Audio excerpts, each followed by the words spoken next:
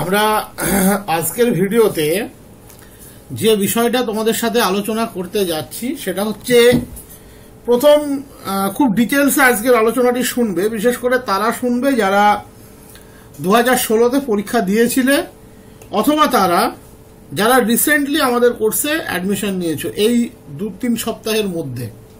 আমি বলেছিলাম আমি সঠিক সময়ে একটা ফ্লো চার্ট বানিয়ে দেবো, যেটা অনুসারে তোমরা যদি পড়ো কিছুটা তোমাদের উপকার হবে, কিছুটা নয় অনেকটাই উপকার হবে।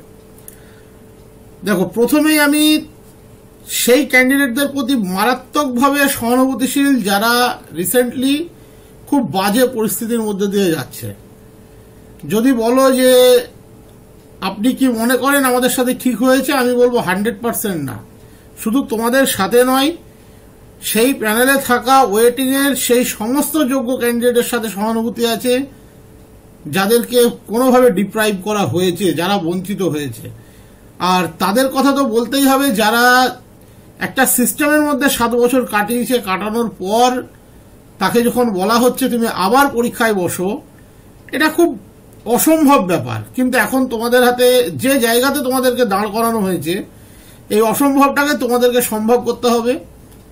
শুধু এটুকু মনে রাখবে, বিগত 7 বছর তোমাদের হাত দিয়ে প্রচুর ভালো ভালো স্টুডেন্ট নিজের কর্মক্ষেত্রে বেরিয়েছে, প্রচুর ভালো ভালো স্টুডেন্ট বেরিয়েছে, তারা বহু ভালো পজিশনে আছে। আজকে 7 বছর পরে হয়তো তোমাদেরকে তাদের অনেকের সাথে দাঁড় করিয়ে দেওয়া হয়েছে, কিন্তু পরিবারের দিকে তাকিয়ে তোমাদেরকেও এই যাত্রাটা পার করতে হবে। সবার আগে বলবো পরিবারের দিকে তাকিয়ে, কারণ 7 বছরে পরিবার শব্দটার মানে তোমরা নিশ্চয়ই জানো। 7 বছরে পরিবার কি জিনিস, পরিবারের প্রতি কতটা রেসপন্সিবিলিটি রাখতে হয় সেটাও তোমরা জানো, শিখে গিয়েছো আশা করি। তো তোমরা শুধু ভাবছো যে আমরা পারবো কিভাবে, যখনই আমরা কোনো টেস্ট নিচ্ছি বা লাইভ ক্লাস হচ্ছে, যারা দীর্ঘদিন থেকে কালচারে আছে, বিশেষ করে আমাদের 2024-এর যে ব্যাচটা, তারাও কিন্তু কোনো পরীক্ষা দেওয়ার সুযোগ পায়নি সেইভাবে। তো তোমরা তাদের সাথে যখন দেখছো যে না, তাদের 1 বছর ধরে থিওরি করা আছে, এখন তারা আবার জানুয়ারি থেকে প্র্যাকটিস ব্যাচে আছে, তারা একটা ভালো পারফরমেন্স দিচ্ছে, অনেকে হতাশ হয়ে যাচ্ছে, বলছে যে কিভাবে পারবো। পারতে হবে, ওই পরিবার নামক যে বস্তুটি আছে তোমাদের, তার দিকে তাকিয়ে পারতে হবে। আমার দ্বারা যতটা করা সম্ভব আমি করেছি, করছি, করব। যদি আমি সুস্থ থাকি আমার দ্বারা যতটা সম্ভব করব, কারণ 7 বছর একটা সিস্টেমে থেকে নিশ্চয়ই তোমরা জানো জীবনে সুস্থতার থেকে বড় কিছু হয় না। তো আমাদেরকে এই যাত্রাটা পার করতে হবে, এটা সবার আগে মাথায় ঢুকিয়ে নাও।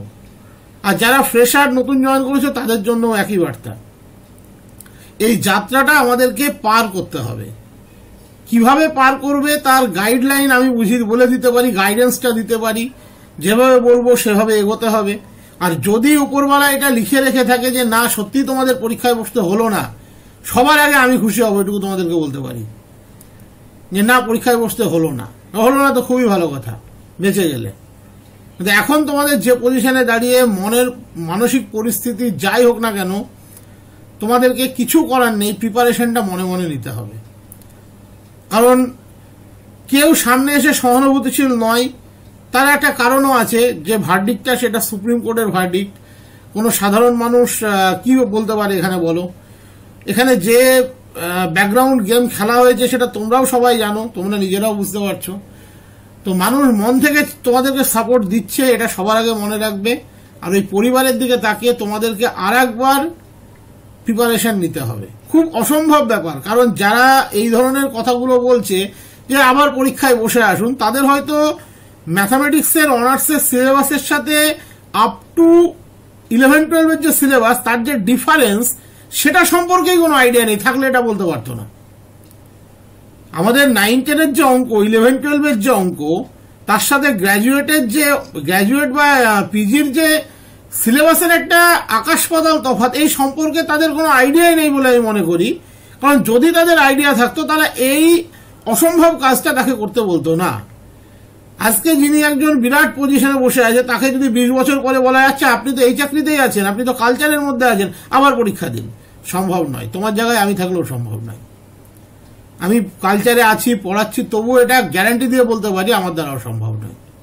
কিন্তু এখন এই অসম্ভব কাজটা করতে হবে, কিছু করার নেই। তাহলে যেহেতু করতে হবে, তাহলে হাত গুটিয়ে বসে না থেকে এবার শুরু করা যাক। এতদিন যা হলো, তোমরা যারা অ্যাডমিশন নিয়েছো ব্যাচ 3-তে, আমি ব্যাচ 3-তে তাদের এনরোল করিয়ে দিয়েছি। এখন বুঝতে পারছো কিছু জনের এনরোল হয়তো পেন্ডিং থাকছে, কারণ এই সময়তে অ্যাডমিশনের প্রেশারটা বড় মাত্রায় এসছে। এবার আমাদেরকেও সব দেখে শুনে এন্ট্রি করতে হচ্ছে, একটু সময় দিতে হবে। যাদের বলছি 6 ঘন্টার মধ্যে প্রসেস হয়ে যাবে, প্রসেস হতে 12 ঘন্টা 24 ঘন্টাও লাগবে, একটু ধৈর্য রাখতে হবে তার জন্য। যারা প্র্যাকটিস ব্যাচে নিয়েছো প্র্যাকটিস ব্যাচে অ্যাডমিশন করিয়ে দিয়েছি। আমি 2 দিন আগেই একটা ভিডিওতে বলেছিলাম যে কোনোভাবেই মক টেস্ট আমি চালু করছি না, কারণ মক টেস্টে খুব অসুবিধা হয় আমাদের। তো ঠিক আছে, আজকে সকালে সেই দাবিটাও মেনে নিয়েছি তোমাদের। গতকালকে প্রায় 90 জন মতো SMS করে যে প্লিজ স্যার মক টেস্ট। ঠিক আছে, সেই দাবিটাও মেনে নিয়েছি, যাও মক টেস্ট চালু করলাম তোমাদের জন্য। যারা মক টেস্ট এনরোল হতে চাও করে দিয়েছি, কোনো সমস্যা নেই। 3টে সেক্টরই থাকলো, যে যেভাবে চাই। এবারে আমাদেরকে আস্তে আস্তে এগোতে হবে। দেখো, সিলেবাস 9-10 সিলেবাস, 11-12 সিলেবাস। আমাদের 9-10 11-12 বলে তো আমরা আলাদা কিছু করি না। যেটা 9-10 টপিক তুমি পেয়ে গেলে, যেটা 11-12 টপিক সেটা তুমি পেয়ে গেলে। এটা কোনো জ্যামের মতো এক্সাম নয় যেখানে MCQ আর MSQ আলাদা আছে, যে 9-10 MCQ করবে, 11-12 MSQ করবে, এরকম কিছু নয়। এখানে পরিষ্কার যা আছে, যে ধরনের কোশ্চেন, যে চ্যাপ্টার কমন, সেখান থেকে যে কোনো প্রশ্ন সবার আসতে পারে। ওই কিছু বইয়ে দেখবে হার্ড আর লেখা থাকে, ওইভাবে তোমরা করতে যেও না। তুমি যে যে টপিকগুলোকে নিচ্ছ তার উপরে সমস্ত ধরনের কোশ্চেন করবে। এবার কোন কোন টপিক নেবে আমি সেইটা তোমাদেরকে আজকে একটু বলে দিচ্ছি। বা যারা রিসেন্টলি জয়েন করেছো শুরুটা কিভাবে করবে এটা সবার আগে জানার দরকার। বারবার হোয়াটসঅ্যাপ করছে স্যার শুরু করতেই ভয় লাগছে, আমি শুরুটা আগে বলে দিচ্ছি। তার জন্য আমি সিলেবাসটা আগে একটু দেখিয়ে দিই। সিলেবাসটা তোমরা জানো, আমি জানি। ক্লাসিক্যাল অ্যালজেব্রাতে দেখতে পাচ্ছ 9-10 complex number, polynomial, determinant, matrix তো একসাথেই থাকে, এই 3টে আছে। মডার্ন অ্যালজেব্রাতে সেটের মধ্যে সেট রিলেশন ম্যাপিং সবই ঢুকে যাচ্ছে। Group theory, ring field, subfield, vector space কিছুটা portion, real quadratic form, characteristic equation of square matrix, not more than 3, eigen value, eigen vector, Cayley Hamilton theorem, এগুলো আছে। জিওমেট্রিতে transformation of rectangular axis, general equation of second degree, pair of straight line, equation of pair of tangent from external point, কড of contact, polar, ellipse, hyperbola, polar equation of straight line, circle. 3D তে particularly 3টে chapter আছে 9-10-এ। একটা হচ্ছে coordinate system, that is ওই direction cosine, direction ratio, plane, equation of straight line. Differential calculus, differential ক্যালকুলাসে এটা অ্যানালিটিক্যাল জিওমেট্রি অফ 2 ডাইমেনশন লিখে দিয়েছে, ভুল করেছে। যাই হোক, real number, sequence, infinite series, function limit continuity, derivative, application of differential MVT, যেটাকে আমরা রোলস থিওরিম, ল্যাগ্রাঞ্জেস থিওরিম, তোমার বলি, কসি বলি, 3টে। Function of 2 variable, mainly several variable, তারপরে বেশ কিছু পোর্শনই কিন্তু এখানে আছে। অ্যাপ্লিকেশন অফ ডিফারেন্সিয়াল ক্যালকুলাসে 3টে, এই 2টো জিনিস এখানে শুধু আছে। একটা হচ্ছে ট্যানজেন্ট নরমাল, আর একটা হচ্ছে envelope of family of curves. তার মধ্যে কোনটা কোনটা হয়েছে সবাই বলে দিচ্ছি। ইন্টিগ্রাল ক্যালকুলাসে এই সামান্য ইন্টিগ্রেশন আমার করানোর কোনো যুক্তি নেই, তোমরা নিজেরাই করতে পারো। Definite integral, integration as a limit of some equal spaced interval, reduction formula, double integral, rectification, তার মধ্যে কি কি আছে, কোয়াড্রেচার, ভলিউম সারফেস, এগুলো আছে। ওডিইতে মধ্যে অর্ডার ডিগ্রি সলিউশন, তার যে 4টে ভাগ পরপর দেখছো দেওয়া আছে, সেকেন্ড ডিগ্রি ইকুয়েশন, ওডিইটা মোটামুটি অনেকটাই আছে বলতে গেলে। ভেক্টর অ্যালজেব্রা আছে 9-10-এ, অ্যানালিসিস নেই। অ্যালজেব্রার মধ্যে যা যা থাকে সেগুলো আছে। ডাইনামিক্সে velocity, acceleration, concept of force, constant force, motion in 2 dimension, central orbit.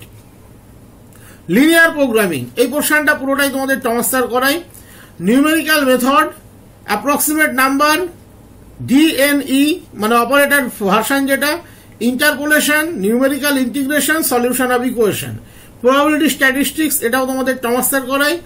আচ্ছা, এদিকেও তোমাদের টমাস স্যার কোনটা করাই আমি বলে দিচ্ছি, বাকিটা আমি করাই। অ্যালজেব্রা পোর্শন, এটা কিন্তু তোমাদের হালিম স্যার করাই। মডার্ন অ্যালজেব্রা, এই পোর্শনটাও হালিম স্যার করাই। জিওমেট্রি, এই পোর্শনটা আমি করাই। 3D এটাও আমি করাই। ডিফারেন্সিয়াল ক্যালকুলাস এটাও আমি করাই। ইন্টিগ্রাল ক্যালকুলাস এই পোর্শনটিও আমি করাই। ওডিই এই পোর্শনটিও আমি করাই।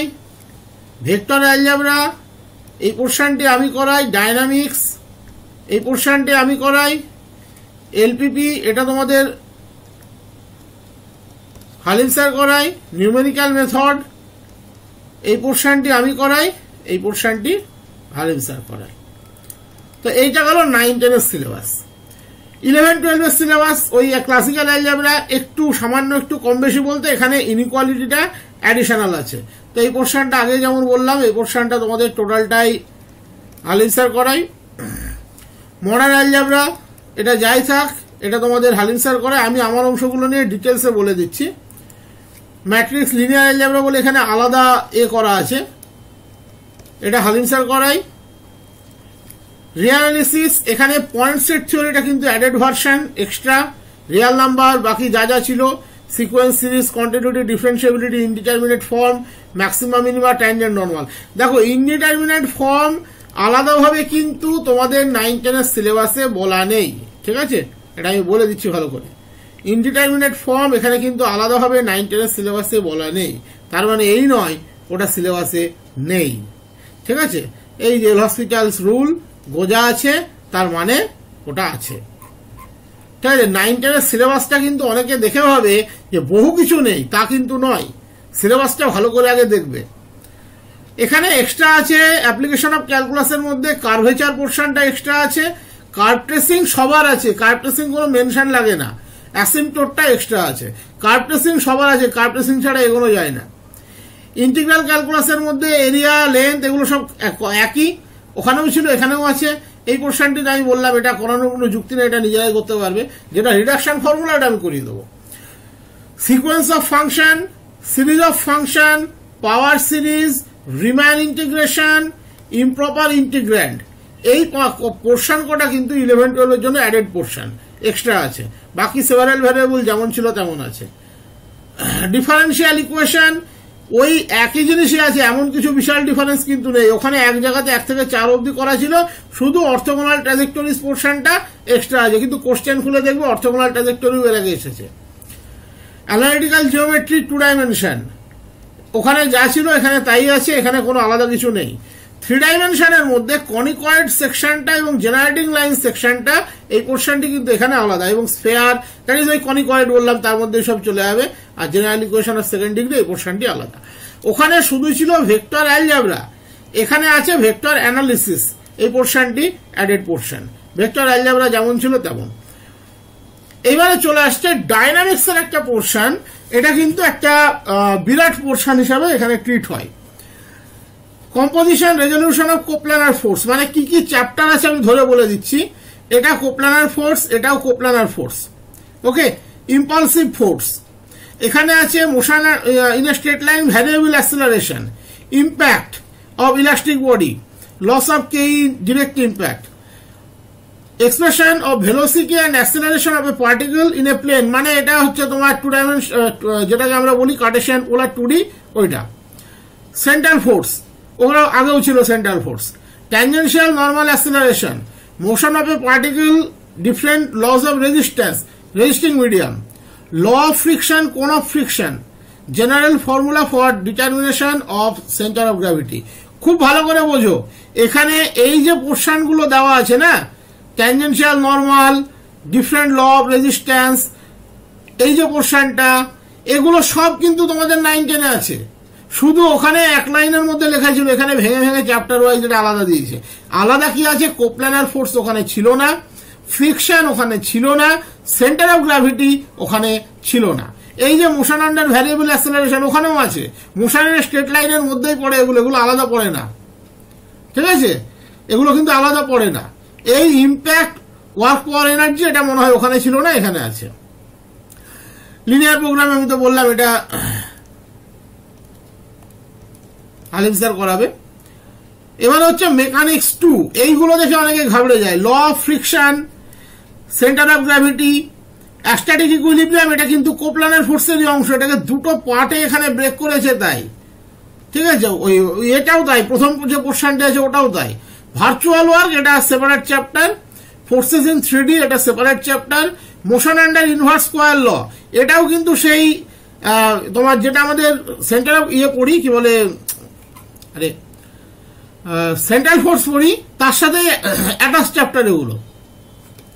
Rigid dynamics, moment and product of inertia